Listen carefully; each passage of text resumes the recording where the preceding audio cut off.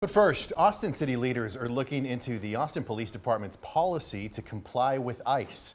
This after a call earlier this month ended with APD notifying the federal agency about a woman with an administrative warrant.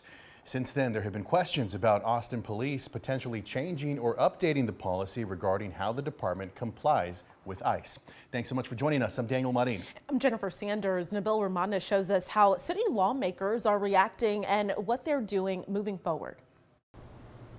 There's a new city memo which looks to clarify what Austin police need to do when complying with ICE. And I think it's a very good, fair assessment of the law. The memo states SB 4 significantly restricts what cities and other covered entities can do to prohibit or limit police officers from cooperating with or providing assistance to immigration authorities. It comes at a time when immigration enforcement has come under fire. Some in favor of the enforcement and others against.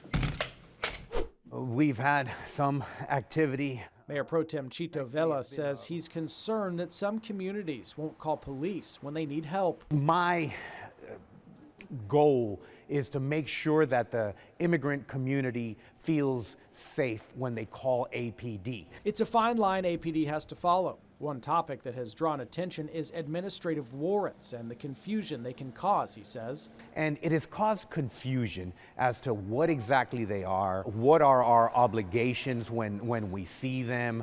An administrative warrant is signed by a single ICE agent, it's not reviewed by a judge, and it's discretionary whether the city should respond and support or not. And that's something we really want to clarify in our policies. The memo states that many federal immigration violations are civil, not criminal in nature.